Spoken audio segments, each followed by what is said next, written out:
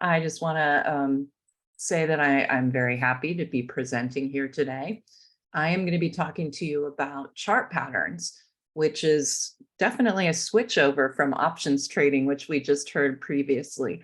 This is really something that I use. I don't trade options, but I imagine that you could also use these chart patterns. I know people do for their options trading. So it's kind of a generalized knowledge of something that you should be aware of in the technicals. If you're going to study technical analysis, it's probably one of the easier subjects to learn because it is so visual.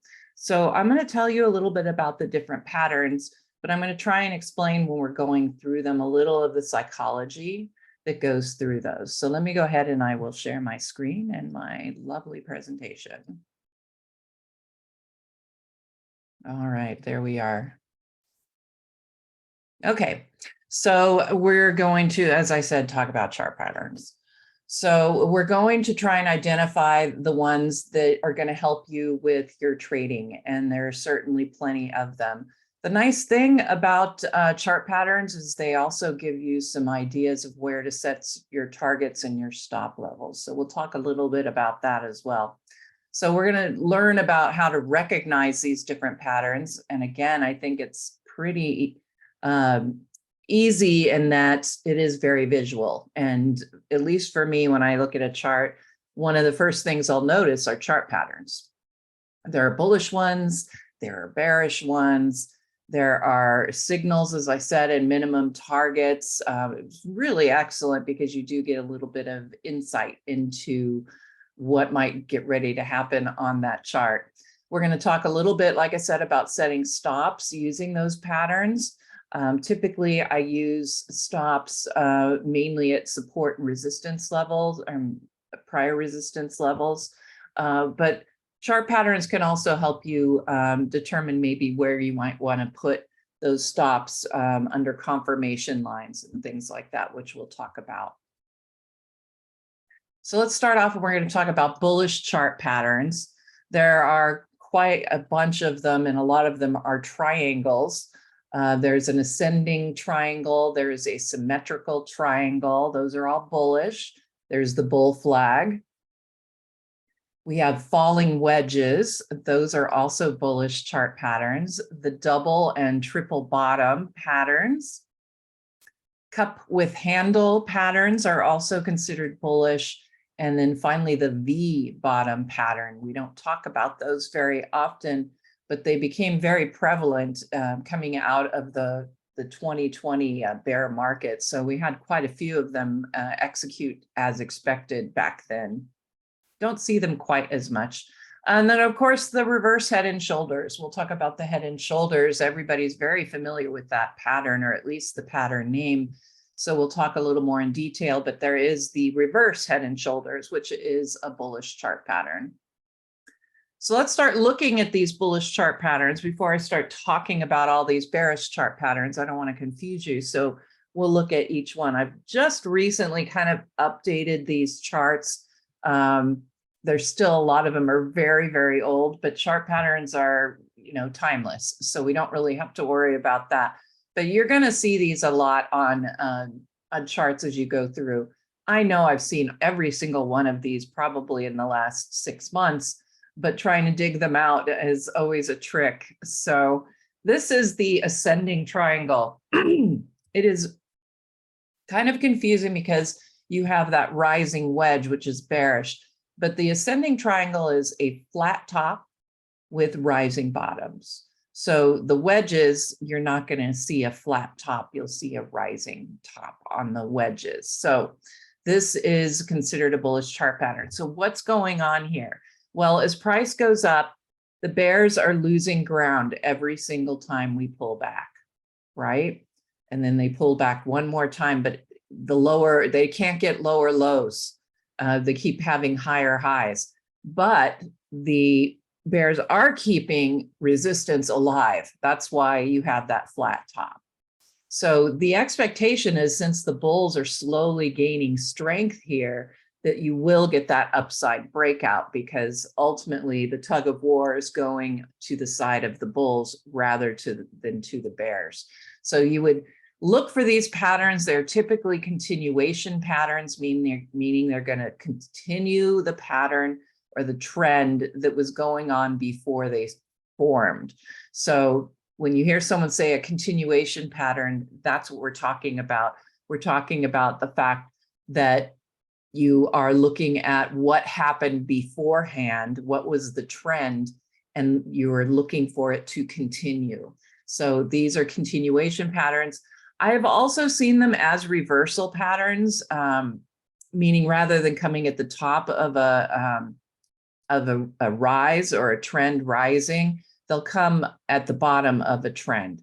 And that's okay because they are reversals, which means you've got continuation here, or they are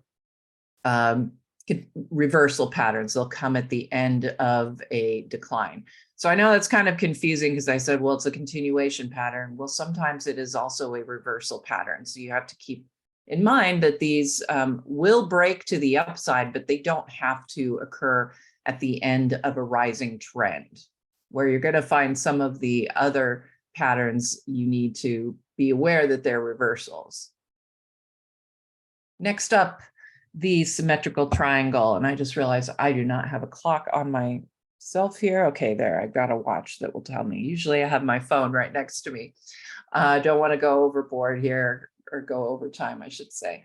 Symmetrical triangles. So these are going to have a declining tops line and then a rising bottoms line. So they're turning into an apex, right?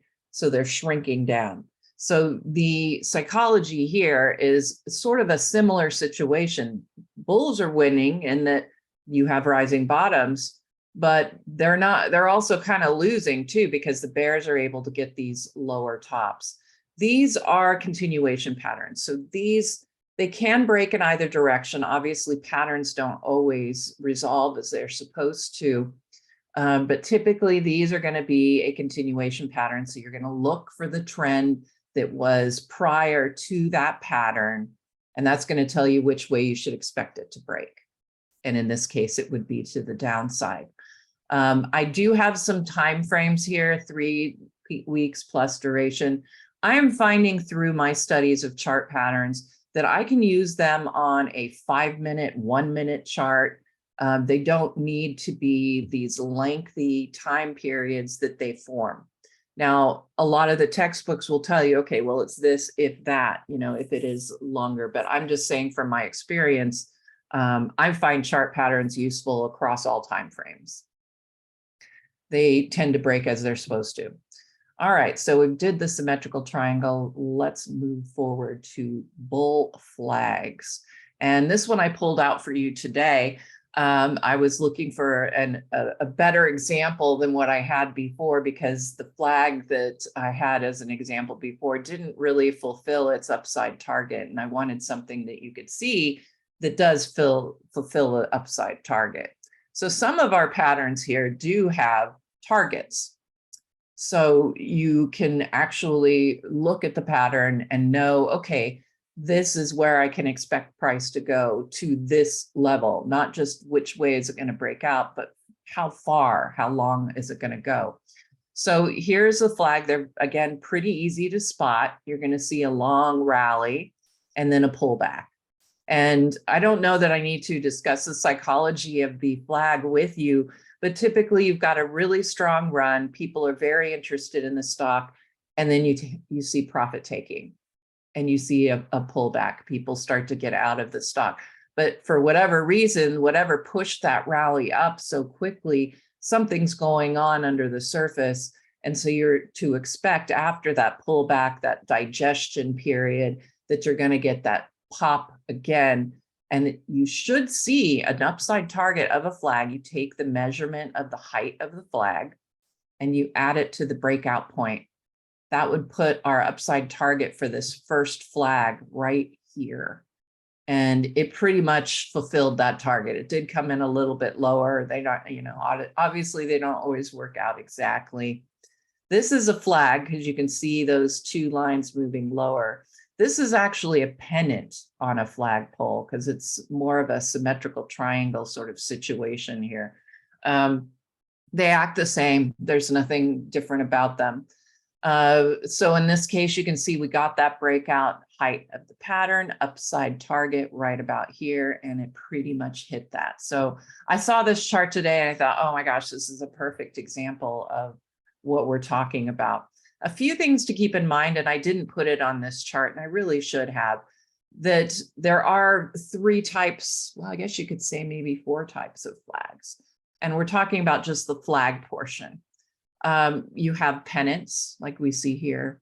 You will have down-sloping flags. You can have sideways flags, and you can have up-sloping flags. Now, depending on what kind it is, you have a better chance of it executing the way it should.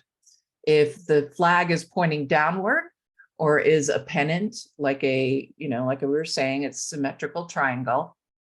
If those 2 occur, your chances of an upside breakout are greater than if you have a flag that's moving sideways or is trending higher, because you really want to see that exhaustion of that rally. You really want to see that pullback to a greater degree. Sideways consolidation, it'll often end up continuing out of that. But there are a lot of times where those consolidation periods are really reversal setups. So that's why you have to be careful. Rising flags, I see that as a softening of the rising trend of the flagpole. So you're actually decelerating as you go into that flag. It's not a pullback. So that's why I don't like those rising flags. So you have to think of the psychology that way. I think part of the way to make these patterns easier to recognize and think about is to know some of that psychology in the background. And what it boils down to is the psychology of you and me, pretty much, and what retail traders do. The big guys will follow through on these patterns as well. They recognize them and know. But typically the psychology, the psychological part is on us.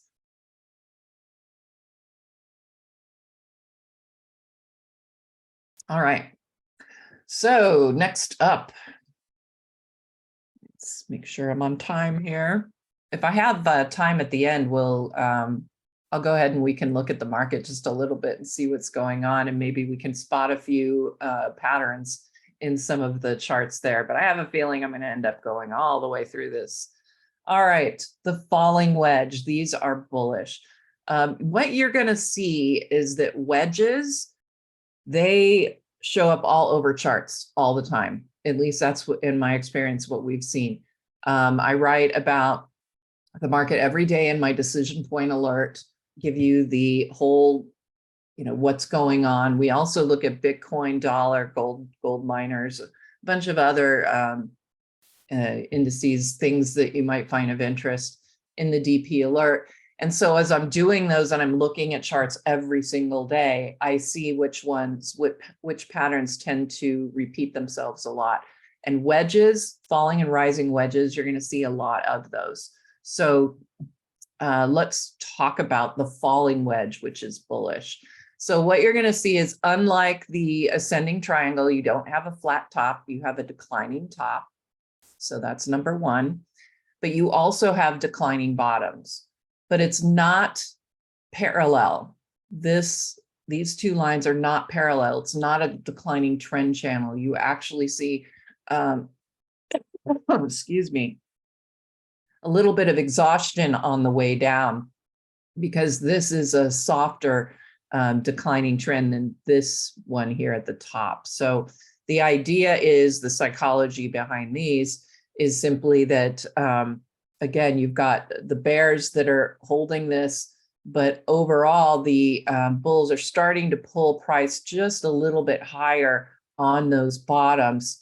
It also tends to be a consolidation or a digestion period that you'll see, but typically you're going to see the breakout here, because when you have these patterns, the steeper line, the steeper trend line is going to break first. It's because steeper trend lines are harder to maintain on the upside and the downside. So there's a higher likelihood that the steeper trend line is going to break first. And so that's the other thing. So this is a more, I can't think of the word. This is the steepness, it's steeper. So you've got a little bit more of the trend is accelerating a little bit on the downside versus what's happening on the turn on the bottom. All right, these tend to be, these are continuation or reversal patterns. You can see these at the beginning of a trend or at the end of a trend, declining trend. So you don't have to worry about that part of it. All right, the double bottoms. I have kept this chart around for some time, and it is the S&P, but we had a period of time back in 2016. That tells you how long I've been doing this.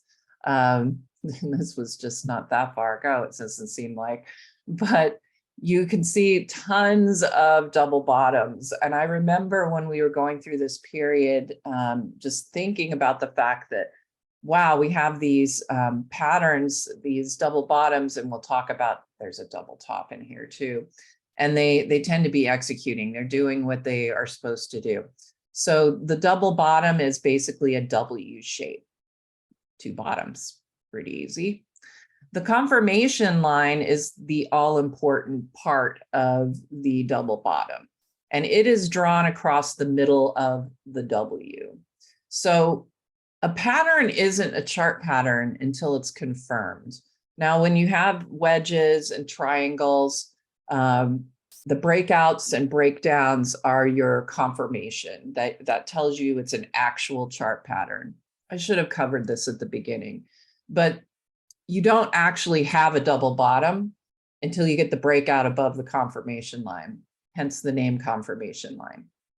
But there's no reason you can't sit back and go, this looks like a double bottom that's starting to come together. I want to watch this chart. I need to keep it on my watch list, or this is the time to buy it, setting up a pretty nice look of a double bottom. But it isn't actually the pattern until you get the confirmation with a breakout. All right, in this case, I use the closing price for the confirmation line. You can use either an intraday or, however you want to. This is a little more conservative using that close rather than up here because it does change your upside target. Speaking of upside targets, okay. So these patterns are one of the good patterns in that you can use measurements to set upside targets and help you a little bit with your stops as well. In this case, the height of the pattern added to the breakout point. Remember that from the bull flag. Once you get the breakout, the height of the flagpole, you add it. Well, this you add the height of the pattern, and that gives you your upside target. So in this case, we did pretty much reached that upside target. Came back down, ended up forming another double bottom back here at the beginning of 2016, passed through the confirmation line and did make its minimum upside target, which was right about here.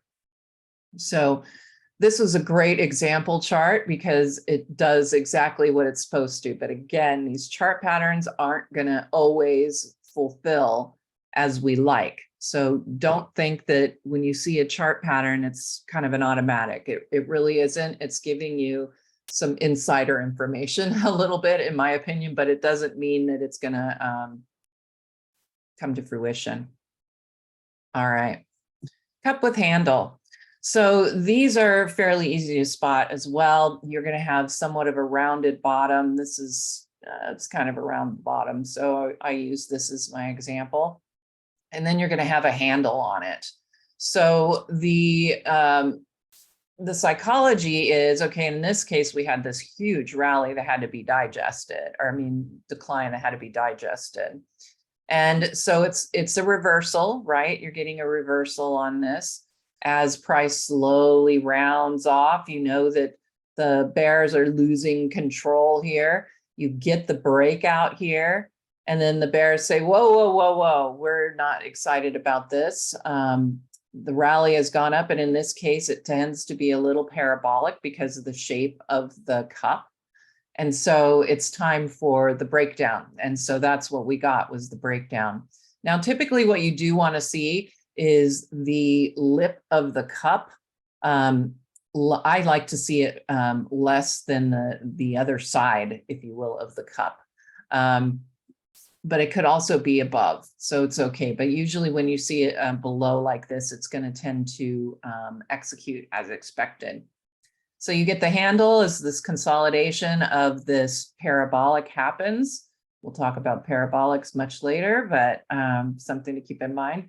And then we see that consolidation, that little pullback, kind of a mechanical pullback on a breakout. And then we get the breakout that's expected. So that is your cup with handle pattern. The V bottom. And like I said, we saw a lot of these coming out of the 2020 bear market. What we saw with 2020, and this isn't 2020, my apologies, but what we saw was that deep, deep decline. And then we were talking about it. I can't remember what we called them, K-shaped, V-shaped, all these different ideas of how it was going to bottom. And what ended up happening was a strong rally. Things got so out of whack, so oversold. It was kind of a natural response. And so it immediately shot back up. So V bottoms are actually very bullish because there's something that has gotten people to flip the switch from being extraordinarily bearish. And usually things are very oversold. Kind of have seen that during this bear market where we have these periods of downside, but you do get these bear market rallies in between. But we haven't seen it in a V bottom shape. If we start seeing those V bottoms, then I'd say that's a really good thing. So when you start to see these form, what you want to see is price to get about 1/3 of the way up from the left side of the V. So once it gets to about 1/3, that is your confirmation that you have a V bottom. And the expectation of V bottoms is excellent because it tells you you're going to get a higher high from the left side of that V and generally a nice continuation afterward. And in the case of Dell, that's exactly what we saw happen. All right, and finally, the last bullish chart pattern we're going to look at is the reverse head and shoulders. These are fairly easy to spot as well, but I will tell you that a couple things about head and shoulders, reverse head and shoulders as well. Tend to not see that many of them. And honestly, in my experience, they don't resolve the way they're supposed to.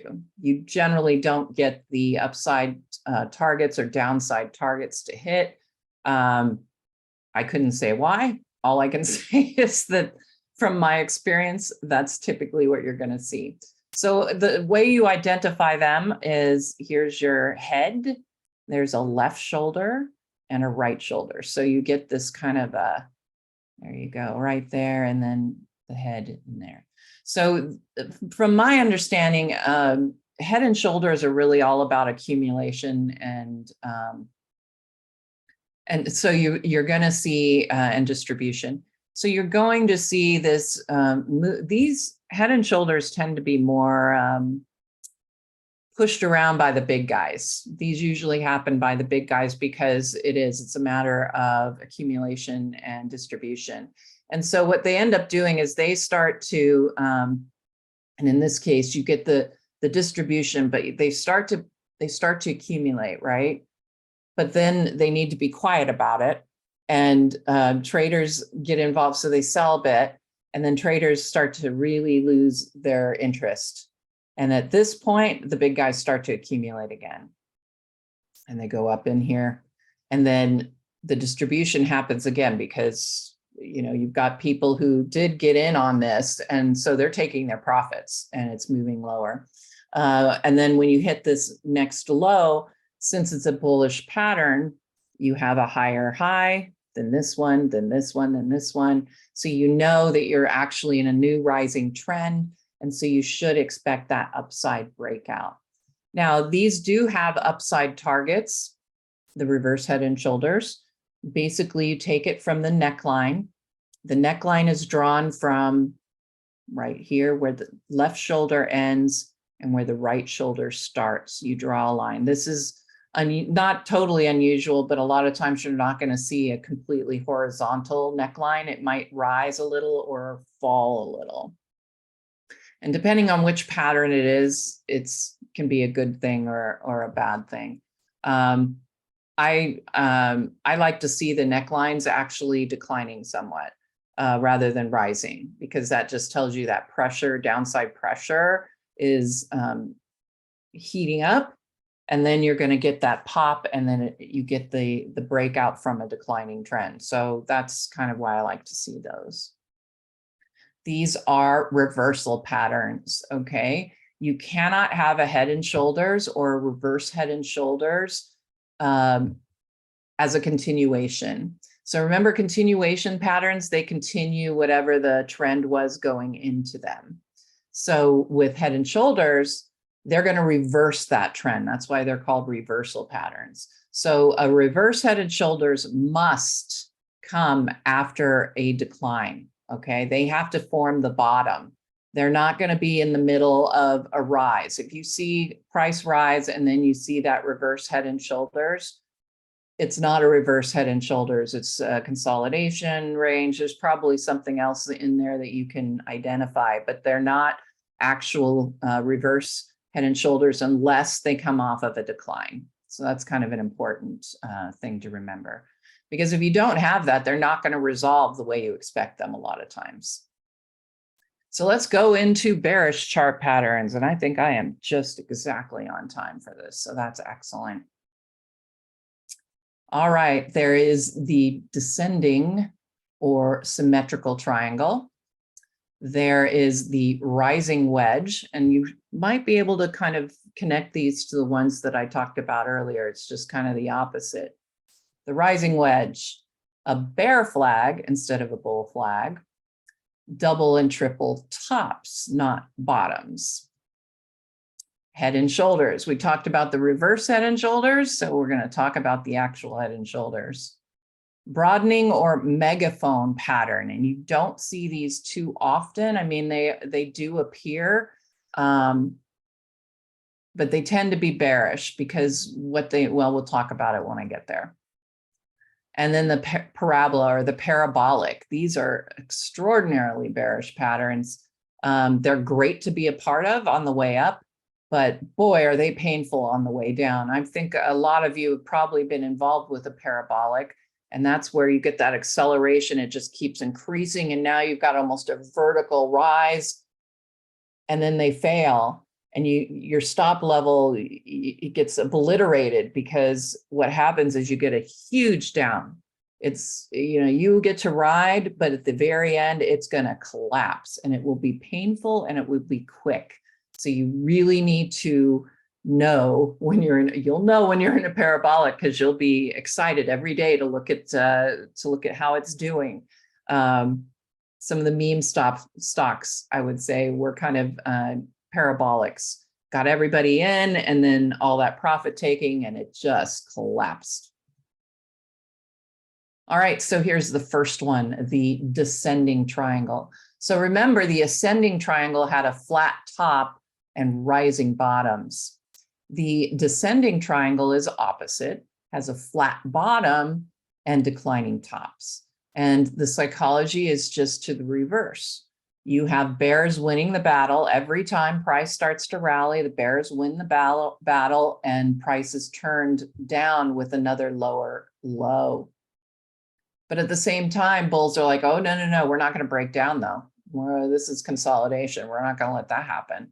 And so you get this strong support line. But ultimately, as price continues to be pulled down by bears, eventually you're going to get that breakdown. So that's sort of the psychology there. So the expectation is a breakdown.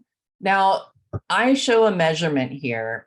You can use measurements on these triangles, and I don't think I talked about it really with the ascending triangle, but the back side of the pattern you can use to get an idea of where your downside target might be, or in the case of the ascending triangle, your upside target. So you're taking the size or the height of the back of your pattern. And in the case of the descending triangle, you are adding it to the bottom of the pattern to give you your minimum downside target. And sure enough, we got that. This is sort of a back of the napkin thing. I have seen some people use targets on triangles, descending and ascending triangles, and even on wedges by measuring the back side of the pattern and adding it to the breakout or breakdown spot. You can certainly do that. I don't bank on them or trade that though. It gives me a backdrop. A lot of technical analysis is a lot of looking at the backdrop, the background of what's going on, where the market in general is, so that you have this understanding of when you start to go into the small stuff, which is your portfolio, trying to determine the actual stocks, you need to know the backdrop. And so this is a way you can get the backdrop on a particular stock that you're interested in. It's kind of, okay, there's a bearish pattern here. It may not resolve to the downside as it's supposed to, but I now need to pay attention to this stock that I own because it's developed a bearish chart pattern. Again, that's why we do the DP alert, which gives you that generalized backdrop of what's going on in the market. I also list my exposure levels so you can kind of track whether my money is going where my mouth is. So getting that background is really important. My other product is Decision Point Diamonds. And so I give out stock picks on that. So we determine the trend and the condition of the market overall, and then we find stocks that are going to ride that tide using my scans. So a lot of it is mechanical. Obviously, you look at the stocks, but the stocks that are presented to me come from my scans. So I'm already looking at kind of the best candidates that are out there, and I will hone that down and give you 10 picks, including 3 ETFs per week with Decision Point Diamonds. So you might want to check that out. All right, we talked about the triangle. Let's talk about the rising wedge. This is a very new chart. This is actually something I pulled out today, and it is Bitcoin. Bitcoin has a couple of things going on here, and I thought it was a good choice. But we have the rising wedge. I see rising wedges all the time. I mean, I could have pulled out, I think there's a rising wedge. There's a rising wedge right now on the dollar. There's a rising wedge, I think, that I saw on the SPY at some place. Gold has a falling wedge, I believe. So you're going to see wedges all of the time. So it's really a good idea to know what to expect from them. So the rising wedge is bearish. So you have your rising trend, and that's holding up. But again, this is one of those cases where the bears start to take control a little bit. You have a less, you have the, oh wait, I'm sorry. Let me go back. We have the steeper rising trend. Remember the steeper lines, rising trend lines, or the steeper declining trend lines? Those are the ones that are likely to get broken first. Bears are slowly taking down. This is not a rising channel. Bears are slowly deteriorating price every time it comes up here. And so now you have this steep rising trend. This is more gentle rising trend. So this is the line that you should expect to break, and it did. And we're continuing to see it down. I went in on the Bitcoin inverse early down here. I saw this breakdown and was like, perfect. This is the time to get in. And instead it managed to rally off of that support level very strongly. But then we have finally gotten that decline that I was expecting. It just came a bit late. And unfortunately you had to endure some of this if you stayed in, which I didn't. I did own that. And I do let subscribers know if I own something when I present it, or if I'm not allowed to just present something I own. I mean, you can, but it's, we're not supposed to do that because it's not very fair. We get to take advantage of the best price and then you don't. So we need to tell people before we get in. And so I always say, okay, I'm presenting this stock and I like it. I'm thinking about buying it. I may not buy it, but I let you know if I'm considering it. You should always know not to just trade using my portfolio and what I say, because If I were perfect, I'd be on an island somewhere enjoying the sun and investing my own money. I wouldn't be out here if it worked every time, and it doesn't. Just like these chart patterns. So we had the rising wedge, the steeper of the two broke down, and price is now breaking down even further below this support level here. If you look closely here, you could also make a case for a double top. I don't have a double top here, mainly because this top is a lot higher than this one. And typically those double tops, you want to have them kind of at the same area at least. All right, next up, the reverse flag. These are continuation patterns, just like the regular flag is, the bull flag, only we're continuing to the downside here. And it's really the same kind of, it's the same sort of psychology, just the opposite way. You have a horrible decline, and then it needs to get digested. And that's exactly what happens when the flag is formed. Just like on bull flags, you want it to angle. In the case of a bear flag, you want it to angle upward. In the case of a bull flag, you want the flag to angle downward. We discussed that before. So you want the flag to be angling upward. That's your best bet. If the flag goes sideways, you could still see the breakdown. If the flag is continuing that downside trend by just softening it, the chances are it's not going to execute, and you might actually get the upside reversal. So if you're looking at the pattern, this is what you want to see if you're talking about going short on something. Because if you get the breakdown, you can take the height of the flagpole, add it to the breakdown area, which was right here. And that gives you your minimum downside target. And it came very, very close to hitting that target. Like I said, a lot of times they won't hit their target. And sometimes, and we call it a minimum downside target because it's the target, but it doesn't mean it'll stop there. So you could still see a continuation. So that's why it's called a minimum downside target, but that doesn't mean that it will always hit that level. It won't. But we certainly got the heads up that there would be more decline, and it certainly did move quite a bit further. All right, the bearish double top. Okay, so we talked a little bit about Bitcoin's double top, and here we have another. So the idea is it's a little bit like the reverse head and shoulders, which is a lot about accumulation and distribution. You have the accumulation going on, people decide to profit take, it starts to move lower, and they get scared, and they take it down here. Well, the people who bought over here and didn't sell up here, remember that they bought it around this level, and they decide, you know what, I'm going to hop on and buy some more because I felt good about it back here. And now that it's down at that lower price, I'm going to try and average in, and then the price will start to go right back up.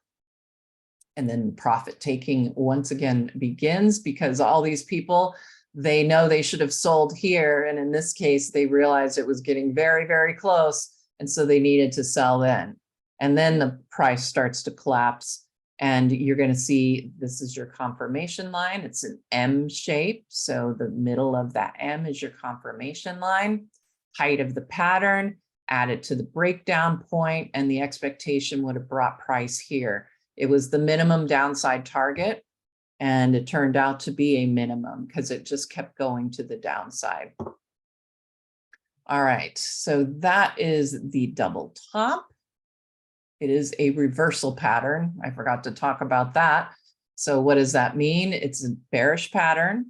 It's a reversal pattern. So that means you need to see price rising before you get to that reversal setup or reversal chart pattern. All right, the triple top.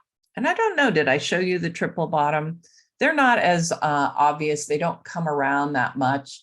When I found this chart, I couldn't believe how perfect this triple top was. it could have turned into a triple bottom, but we had price fail over here. So we kind of had a feeling that things weren't going to go the right way. It looks a lot like a consolidation area. A lot of times you're going to see reversals out of consolidations, which is why you don't like to see those flags that go sideways, because it's a consolidation zone and there's a really good chance you're going to get a reversal out of it, or a setup like these triple tops. I will tell you that crude oil right now is, maybe we'll have time to look at that chart. I'm going to write it down to remember to go show it to you. The crude oil has been in a trading range for some time, and I've been trying to decipher if we're looking at triple, quadruple bottom, triple, quadruple tops. So we'll take a closer look at that if we have time. So the confirmation line of this triple top is obviously where it's not a W, but we know that it's the middle part of the, so you have the first top, that's the confirmation line right there. And then it comes down and it almost hits the confirmation line, reverse, comes down, misses the confirmation line, which to me, these two would have given me the thought, well, maybe we're going to actually end up with this resolving to the upside.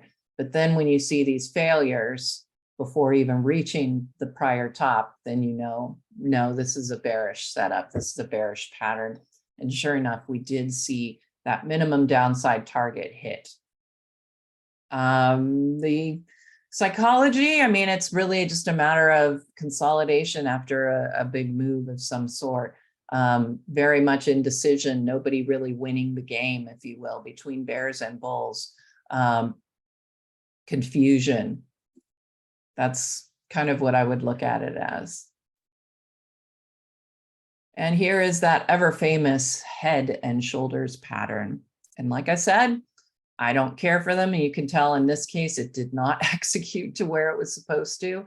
Finding a head and shoulders that has executed properly is quite a hunt. I don't think it's a needle in a haystack kind of a hunt, but certainly a little bit tricky to find some of these patterns. And the head and shoulders is one of them. And like I said, for me, I'm not a fan. There are people out there who study chart patterns. They love these. That's great for them, but I just don't find them to be that useful.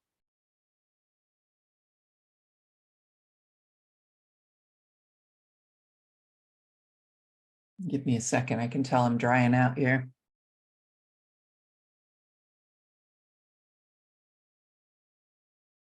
All right, I'm doing pretty good on time. Looks like we'll come in. I might even have time to show you that crude oil chart. All right, head and shoulders pattern, bearish pattern. They are reversal patterns. They must come after a rising trend. Okay, reversal pattern. So if you see this shape and it's coming in off of a decline, it's not a head and shoulders pattern. Okay, may look like it. It may even react like one. But as far as the textbooks are concerned, it is not a head and shoulders unless it comes off of a rising trend. So pretty easy to identify. Here's your head, the highest price, left shoulder and right shoulder. And again, this is all about accumulation and distribution, generally with a lot of the big money. Kind of stringing us investors along, if you will, with various bear traps and bull traps along the way. So you can see that we had that first decline, did manage to rebound, went even higher. The accumulation started to really kick up, but they had to hide it. They didn't want it to look too enticing. And so we started to see some distribution, which then set off everybody else to start selling. But they were still holding a lot of their position as people were leaving. And then they come down to that original price back here where they bought it, and that's where they add. But then you come back up, you get the distribution, and people start to get even more nervous. They've pretty much made their money. And so they're starting to get out right here. And that's when you're going to see that drop below the neckline. That's pretty much the psychology. Usually just think about, again, what are people thinking when they see price do certain things? People remember where they bought something. I mean, generally we keep track of that, am I right? So if you see that support line come across, that means a lot of people bought there. And they know that when it comes back down, they're going to buy more. Or somebody who's not in is going to see it and go, well, now it's time to buy because it's at that lower price. So it's the psychology of what we do and remembering where we bought stuff, which is, a simple concept, right? Okay. I haven't talked about volume really at all. It's something that can help you identify particularly these head and shoulders with that accumulation and distribution. I don't use the AD line, the accumulation distribution indicator, but I would expect it's probably very interesting when you look at one of these patterns. So typically you're going to see a lot higher volume on that first shoulder. And the length of the pattern, of course, determines the downside target. So the height in this case, right here, and the downside target would be down here. We got the expected breakdown, certainly, but it never did reach its minimum downside target. And it started to rebound and actually kind of form a little double bottom here, if you look. Looks like a double top forming over here. Okay. The broadening pattern or the megaphone pattern. So that will be, you'll see the rising trend line on the top of the pattern and the declining trend line on the bottom of the pattern. Why are these bearish patterns? And I can tell you this one did end up resolving to the upside, which they can resolve to either side. But typically we consider these bearish patterns because you're increasing your volatility as you go along. So your risk level starts to get wider with the pattern. So they're not a great pattern to be involved in because you're going to be dealing with a lot of volatility. And let's face it, volatility is very rarely our friend. It nearly always is a joy killer. You're going to see that volatility increase. You're going to have to endure these even deeper declines, and then you get excited, you get that even higher high, but then it just really tears you up back and forth. And I'm sure all of you are familiar with this now with this year trading in the bear market. Very, very difficult. And a lot of it has to do with the volatility. These are going to typically come off of a rising trend. They could come at the bottom of a trend, but in either case, because it means an increase in volatility, I consider these always bearish patterns. I don't ever see them as good because they can break to either side, but typically they're going to break to the bearish side. And even if they don't break to the bearish side, you've had to endure unbelievable volatility to get to the end of that pattern. And typically you're going to probably give up on it. like people did here. They were like, you know what? I just can't deal with this anymore. I've got to get out. And so then we had that shift to the upside, which actually ended up turning this one into a breakout rather than a breakdown. All right, the parabolic. This is, as I said, learn this pattern, know this pattern. If there's any pattern that you looked at today, this is the one. And people do not talk about these often at all. I feel like Decision Point's the only one who talks about parabolic patterns, and everybody should be aware of these patterns and understand them. So what happens is you get these rallies. This is the best example over here, that basically start, and then the rising trend just starts to slowly increase and increase until you're moving almost vertically and you're thinking, oh, this is great. This is great. I love this. I'm so glad I'm part of it. And then when it's ready to break down, it breaks down in a very hard and very uncomfortable way. You can see back here a couple of them. So you saw this parabolic come in here, the breakdown swift and painful of 61%. We had another parabolic kind of rise there. Oops, let's go back. A parabolic rise right in here. You can see that the rising trend just starts to get steeper and steeper and steeper. And then it breaks down and you get this horrible 44% decline. Another one, another parabolic breakdown, 31%. Took only a week or two. We're not talking about, or a month. It didn't take that long. This is a monthly chart. So believe you me, the months where you had that failure were rather rough for Apple during this period. Another one, and then a breakdown of about 40%, another parabolic. And in this case, when they start to go vertical, that's usually your signal to either get out or set a stop.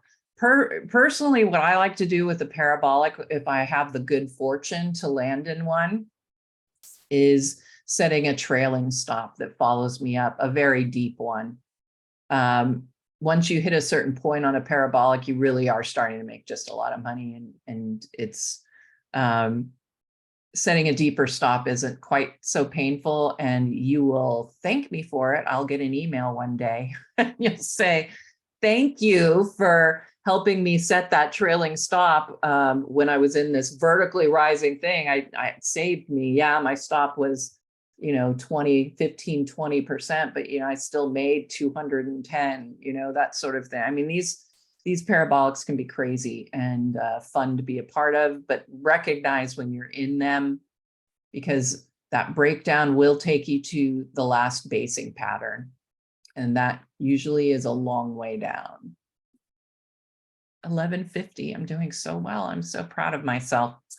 Setting stops using chart patterns. So really, I didn't point out any on the charts, but I think that a lot of it is intuitive. So first of all, you recognize the pattern. I like you get to use that pattern measurement, the height of the pattern. So that's going to help you set your upside targets when you have a chart pattern that looks like that. So you can set your upside target. And as far as the stops go, you can use those minimum downside targets. They'll also help you if you're looking at a bearish chart pattern. That's going to help you with a short, or at least setting a stop. And I always recommend setting those stops and targets. Maybe you don't have a pattern that's going to give you a minimum upside target. I think it's still important. What I like to do is set them near support and resistance. My stop levels typically run between 5 and 8%. When I do my decision point diamonds and give you all your stock picks, I always list a target and a stop, so that you have at least some guidelines on what to do. I don't manage it as a portfolio. I'm getting ready to get involved with a company that will probably do that for me. Well, it'll be an add-on package, but in the meantime, you still can get those stops and targets when you subscribe to my decision point diamonds. So I like to set the stops near support and resistance, and the targets similarly. One of the things I do, if possible, is half of the height of the pattern will be my stop. So let's say you've got a double bottom and it's confirmed, depending on the height of the pattern. If it's, a 20% pattern, I'm not going to do this, but I try to set it, if not below that support resistance, or usually the confirmation line is a good place to set your stops. Or depending on how high the height of the pattern, about halfway down or halfway up for your shorts and your longs. All right, that does conclude it. And man, I can't even believe it. David, you're going to love me, right? Because I'm right on time. All right, so we have the free decision point trading room. We actually record it live, and then it is replayed on Stock Charts TV. But if you want to join us live, you can go ahead and click on our free newsletter on our homepage. You can enter that. I do not inundate you on my free newsletter package. I send things out like this for when I do stuff. I send things out. I don't have to send out the recordings anymore because they're on YouTube. But if we have any important announcements or anything that of interest, our free articles, we do publish free articles. Those will go out to the free newsletter. So signing up, don't worry, you're not going to get, inundated with, mail every week. I just don't do that. I know what it's like. So, but anyway, you can go in, we record it from noon to 1 p.m. Eastern. So you can spend lunch with us. We go over, my father is in there, Erin Swenlin. He's a tech titan. He's been in this business forever, and he's actually in the room taking questions. I look at your symbol requests. It's an excellent opportunity to learn and not pay me any money. So go ahead and go register for that. Learn more about what we do and how we look at our charts. We're very technically oriented. We don't do a whole lot of fundamentals. We do pure technicals, breadth, momentum, overbought, oversold, oscillators. That's our thing. We've been very, very successful. We don't do algo trading, but it's something I've been looking at because I'm very technically oriented. Not to say that's the best way, it's just the way I do it. And of course, since you are here, I'm giving you an amazing offer, and it truly is amazing. I really wanted to give everybody a great offer. This is one of my favorite conferences and panels to be a part of for women teaching trading. And I know there are a lot of women in the audience. Men, thank you for joining as well. But I want to definitely give you an opportunity to get a hold of professional grade analysis so you can see what I do, and at the very least know what to expect if you're going to another service. Okay, you need professional guidance, and that's exactly what we provide. So you can get your first month of our DP bundle. You do have to subscribe to both of our packages for the DP Alert and Decision Point Diamonds. But if you subscribe to that, you can get your first month for just $19. So this is an excellent way to try our product out. Our bundle normally runs $119 per month. So it's, again, professional grade analysis. And we're still, I've been told by many of my colleagues, I still don't charge enough for, I've tried to raise prices. It hurts every time. I hate to do it, but I've been told that what I provide is worth even more than what I charge. So by a lot of professionals. And I don't want to make it to a price where I can't get a hold of those beginners, those new people, or the people like you who are thirsty for this knowledge. I don't want to price you out. And so that's why I do have the price where I do. And this is your way to not be priced out and to actually get us an idea of what I do. The coupon code is WTT, Women Teach Trading, and the number 19, because you're only getting it for $19 per month. That's all I have, David. I am going to relinquish, and it is 11:57. I think you said to finish at 11:56. I get a gold star, am I right?